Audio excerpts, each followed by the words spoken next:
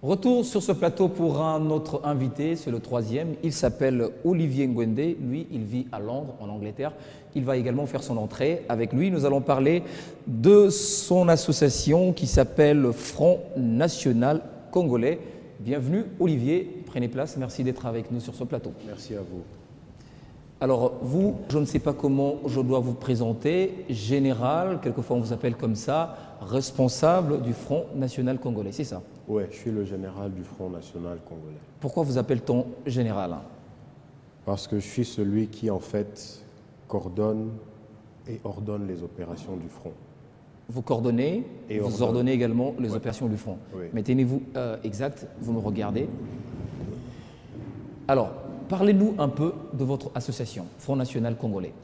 Ok, le Front National Congolais est en fait un mouvement associatif, parce qu'on est aussi un mouvement. C'est un mouvement qui, premièrement, regroupe les jeunes de nationalité congolaise, mais d'autres nationalités aussi, mais qui avons décidé de militer pour les intérêts de la nation congolaise. Et les intérêts de la nation congolaise, nous voulons passer par la mobilisation des jeunes pour que les jeunes soient le point de focalisation et que les jeunes soient le tremplin pour ce développement. Mais alors, je lis ici sur votre fiche que vous avez adressée au chef de l'État, Joseph Kabila, il est écrit Front National Congolais avec un K. Oui. Mais pourquoi avoir choisi K au lieu de C? C, vous le saurez tous, c'est une francisation en fait. Parce que si on doit suivre la phonétique et l'alphabet propre à la nation noire, nous n'utilisons pas de C pour signifier K. Nous utilisons un simple K. Et c'est ce que nous avons fait. Alors, vous avez dit que vous militez pour les intérêts du peuple congolais, de la nation congolaise. Oui. Alors, vous habitez à Londres. Ouais. Alors, pourquoi les Congolais qui habitent à Londres sont-ils trop farouches? Farouche par rapport à qui et par rapport à quoi? Parce qu'il y a énormément de hommes politiques qui viennent à Londres pour des missions diplomatiques, des missions de service. Ils sont menacés à l'aéroport. Hein. À l'aéroport.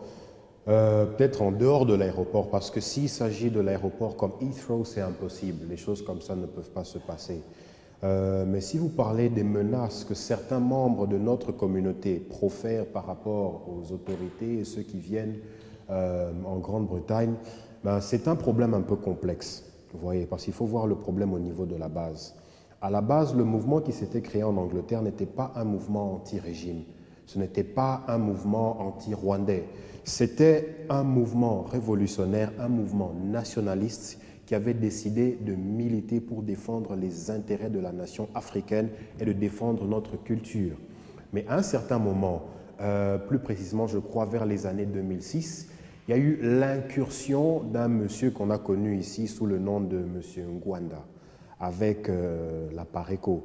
C'est la Pareco et l'association que nous avons eue, nous jeunes, avec nos aînés de la communauté congolaise qui a ramené cet amalgame.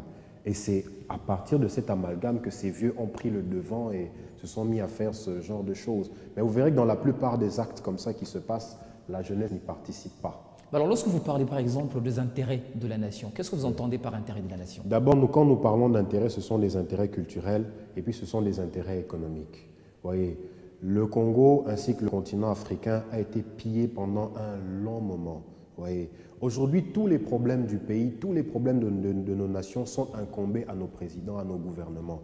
Mais pensez-vous vraiment que ce sont les seuls fautifs dans ce qui nous arrive aujourd'hui? Non. Pour bien comprendre un problème, pour bien comprendre une maladie, nous devons remonter jusqu'à la source du problème. Le problème ne date pas de 2007, 2006, 97 ou 1960 ou 65. Non, le problème est antérieur à tout ça. On doit voir le problème au niveau de l'époque où nous avons été rendus esclaves et voir quelles avaient été les conséquences de l'esclavagisme. Quelles avaient été les conséquences de l'État indépendant du Congo? Quelles avaient été les conséquences du Congo belge? Alors nous comprendrons ce que nous sommes en train de subir aujourd'hui. Le problème n'incombe pas seulement aux politiciens d'aujourd'hui, non. Alors, vous avez adressé une fiche à l'intention particulière du chef de l'État, Joseph Kabila. Ouais. Est-ce qu'on peut connaître les éléments qui composent cette fiche? Qu'est-ce que vous revendiquez ou qu'est-ce que vous avez demandé au chef de l'État? Nous ne revendiquons rien. Nous ne revendiquons rien. Mais nous avons voulu avoir un moment d'échange avec lui parce que c'est celui qui a la tête du pays en ce moment. Donc pour dire, pour nous, si nous sommes un front qui militons pour les intérêts du Congo, c'est clair que pour que ces intérêts puissent avoir gain de cause, il faut que l'État congolais y participe, il faut que l'État congolais soit impliqué dans ce processus. Comme il est le chef, nous avons sollicité son recours. Il y a des points assez détaillés, quelques points importants que nous voulons aborder avec lui, mais en bref, c'est ça. Vous avez déjà reçu une réponse en rapport Non, avec pas ça? encore. La demande a été introduite de manière officielle le 26 et nous avons aussi utilisé d'autres canaux et nous attendons. Vous avez des représentations ici à Kinshasa? Vous allez Oui. le voir particulièrement vous-même? Vous avez un Oui, groupe de si gens qui vont vous mon accompagner? séjour malheureusement touche à sa fin, parce que j'ai fait plus ou moins 4 mois ici, parce qu'il y avait aussi un grand travail à faire, parce que jusque-là, nous avions évolué dans l'ombre. Et seulement au début de... Mais pourquoi vous l'avoir introduit un peu en retard? En novembre, parce qu'en fait, il fallait se faire connaître aussi ici au niveau de Kinshasa. On a évolué en Europe, on a fait ce qu'on a fait, des marches anti-impérialistes, certaines revendications. On a été convoqué au Parlement belge. On n'était pas connu au niveau du pays en soi.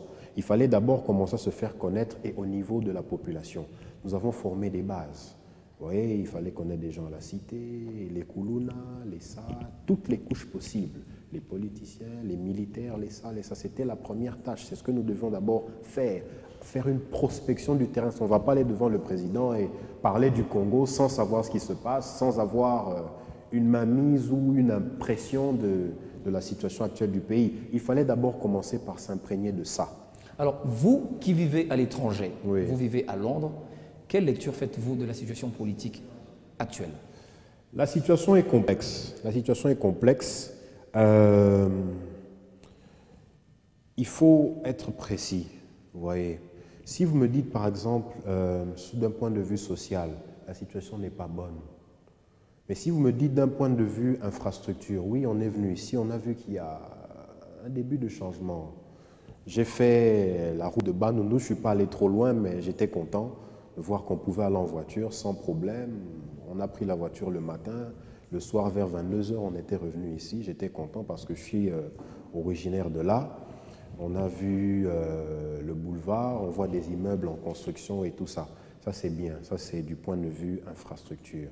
Mais si nous devons voir du point de vue social, si nous devons voir du point de vue justice, l'armée, regardez dans quel état nos militaires sont. Ils courent les rues de la ville, en tenue s'il vous plaît. Regardez dans quel état nos policiers sont. Nos policiers sont rabattus à être des mendiants. Mais alors, si vous militez pour les intérêts de la nation, Oui. vous êtes à Londres, est-ce qu'il n'y a-t-il pas une espèce de communication entre les Congolais de l'étranger, les Congolais qui vivent à Londres, qui sont farouches envers quelques politiques congolais là-bas? Est-ce que vous n'avez pas de moment d'échange avec eux pour essayer de calmer un peu la situation, plus que vous militez pour les intérêts de la nation? Nous avons des moments d'échange. Nous avons des moments d'échange et je peux même vous dire qu'à un certain moment, nous avions fait partie de ces mouvements-là. Je crois que le plus grand mouvement des contestataires s'appelle le CRC. Le CRC regroupe plusieurs mouvements. Mais nous nous sommes retirés quand la tournure commençait à être ethnique. Ouais, les Rwandais, les ça, les ça. Nous prenons un esprit panafricaniste. Nous prenons les idées de Mzee Laurent Désiré Kabila. Ces idées englobent l'Afrique elle-même. Il a dit le développement du Congo va être le tremplin pour le développement de l'Afrique entière. Alors si aujourd'hui je me mets à combattre mes frères du Rwanda, de l'Ouganda, de Tanzanie et des pays d'à côté, comment allons-nous réaliser ce grand projet du développement de l'Afrique et de la nation noire? C'est impossible. Et il faut aussi compter que quand on parle de diaspora, il n'y a pas que l'Afrique en tant que nation. Tous ces fils d'esclaves qui sont partis en Amérique, les Black Americans, les Black British, les Caribbeans, font partie de la diaspora africaine. Et il y en a qui ont adhéré au front et qui contribuent d'une manière effective au développement de ce projet. On va finir avec vous. Vous avez autre chose supplémentaire à dire avant de terminer avec vous? La jeunesse congolaise doit se réveiller, elle dort. La jeunesse congolaise ne doit pas penser que tout doit être fait par les politiciens, tout doit être fait par le chef de l'État. C'est bien de voir les gens prier, les 5 chantiers, les 5 chantiers. Si le chef à lui-même en a pris 5 et le reste, nous devons l'épauler aussi avec les chantiers qui restent. Alors, il faut porter ce message aux Congolais qui vivent en Angleterre. Un mot en anglais avant de finir, puisque vous parlez également en anglais. Il y a des gens qui nous suivent, nous sommes également à l'étranger. We hate to talk about our country, We're here to talk about development for the Congo, for the nation. We're here to talk about liberation. We're here to talk about the African spirit. We're here to talk about supporting our government, supporting our army, supporting our people. It's all about being developing. It's all about the progress of our nation, not about fighting ourselves. We need to know our enemy. Our enemy is imperialism. It's not our government. Notre ennemi, c'est l'impérialisme. Ouais. Nous sommes ici pour combattre pour l'Afrique, pour combattre pour notre développement. Merci d'avoir accepté notre invitation. Merci On aura à vous. peut-être le temps d'en reparler un peu plus tard.